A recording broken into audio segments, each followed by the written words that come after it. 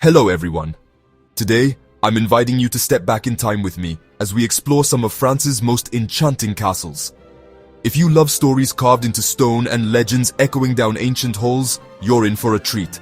Let's kick things off in the Loire Valley with Château de Langeais. Now, this place originally started as a wooden fortress way back in the 10th century. Picture that, 1,000 years ago. But what stands today is a majestic stone castle, rebuilt in the 15th century, complete with drawbridges, thick walls, and towers that look straight out of a fairy tale. Every corner feels like a walk through medieval history, and honestly, the views from those ramparts are just breathtaking. Next up, we're heading to Anjou, to the mighty Château de Montry-Bellay.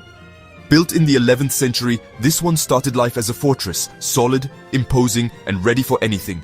But over time, it evolved into a grand noble residence.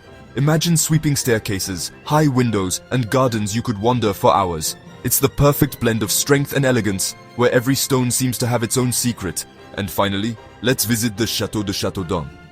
This castle is a masterpiece of contrasts, mixing medieval power with early Renaissance grace. Built mostly in the 15th century, it's got everything.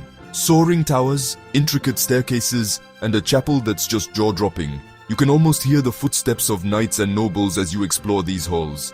So whether you're a history buff or just love a good castle story, France's chateaux are full of magic and mystery. Which one would you visit first?